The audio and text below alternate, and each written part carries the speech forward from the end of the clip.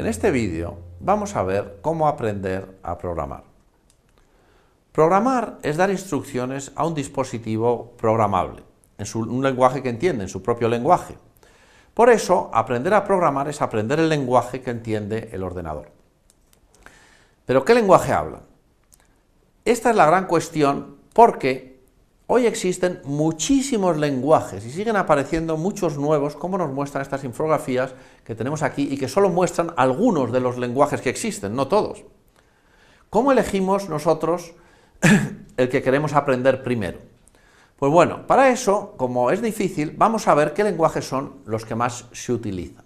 Aquí tenemos una gráfica con los 10 lenguajes más usados en GitHub en 2016.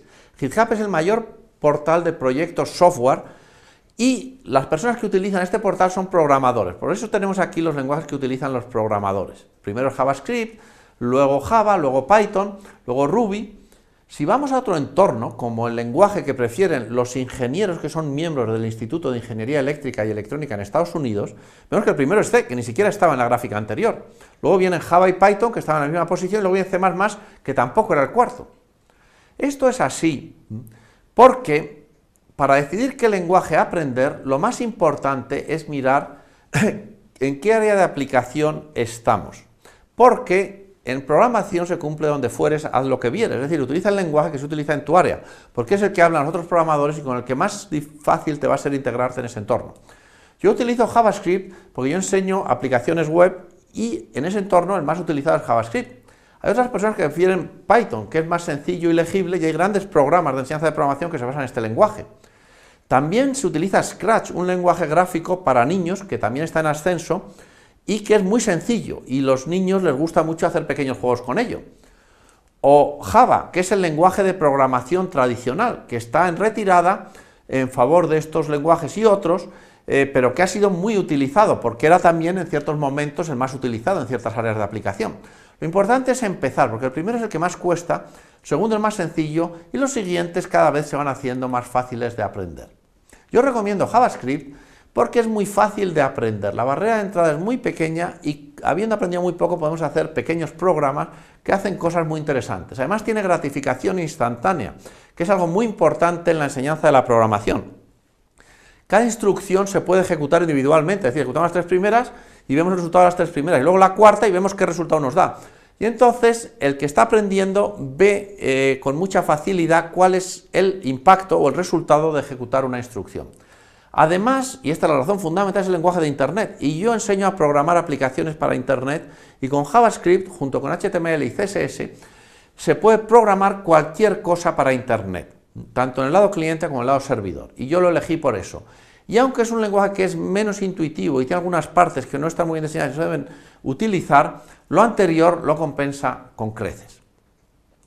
Vamos a ver ahora cuáles son los tipos de sentencias principales de un lenguaje. Los voy a ver en sintaxis de JavaScript, con el formato exacto que tiene JavaScript, pero el resto de los lenguajes son prácticamente iguales.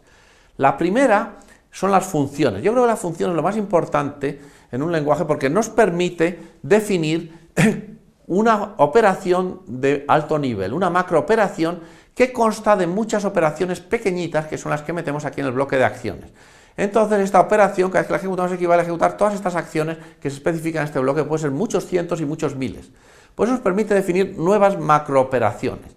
Y es la base de la programación de hoy, que es la capacidad de abstraer funciones, operaciones complejas en funciones. Otro tipo de funciones son las de entrada, o de instrucciones, perdón, son las de entrada-salida.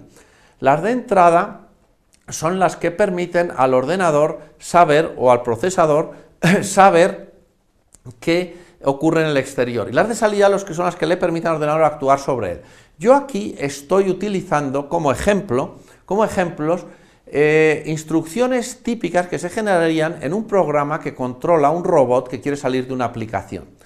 Por eso la función abrir puerta, que la definiríamos con una función, lo que hace es abrir la puerta, es decir, movería el brazo robótico hasta la manivela, hasta el picaporte, lo desplazaría para poder abrir la puerta y luego desplazaría la puerta para poder salir. Todas estas acciones que mueven el brazo robótico se definirían aquí en este bloque, sería un conjunto de acciones muy grandes.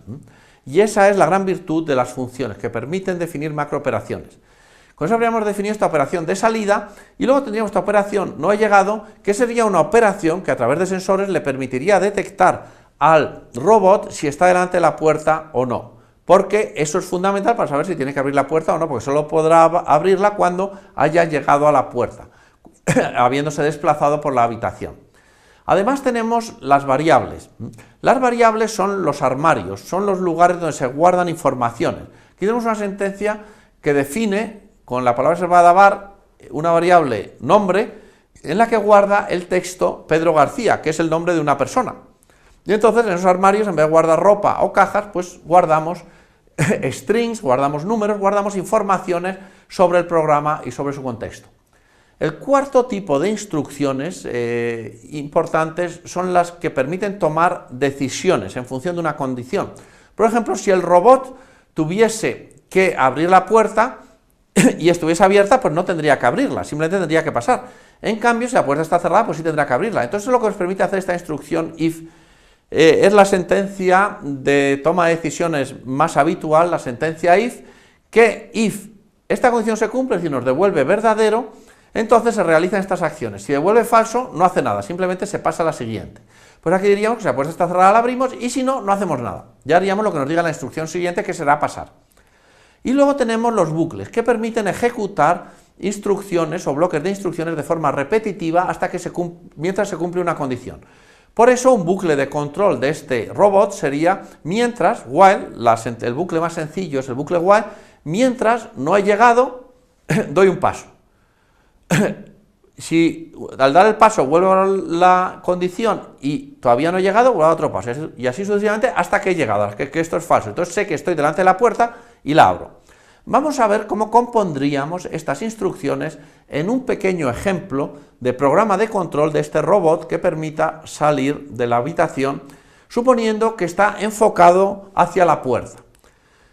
Si no estuviese enfocado, simplemente tendría que haber otro bucle que lo que hiciese es hacerle rotar hasta que está enfilado en dirección a la puerta. Por eso, lo primero que tiene que hacer una vez que está enfilado es un bucle que es while no he llegado, dar paso, porque eso lo que hará es dar pasos hasta que se cumpla, hasta que deje de cumplirse la condición y esté delante de la puerta. En ese momento, esta sentencia deja de ejecutarse y se pasa a la siguiente, porque las instrucciones se ejecutan secuencialmente, una después de otra. Y pasamos a la siguiente instrucción, que es if puerta cerrada, abrir puerta. Si la puerta está abierta, no hará nada. Si está cerrada, la abrirá y pasará a la siguiente. ¿Cómo saldrá de la habitación? Pues dando unos pasos. En concreto, el programa de la calculadora con 3 pasos pasa al centro del pasillo y entonces ya vendría la parte del programa que controla lo que hace el robot en el pasillo. Como ven, programar no es tan difícil. Con esto acabamos y si tienen interés podrán aprender a programar con más detalle en otros cursos en esta plataforma. Muchas gracias.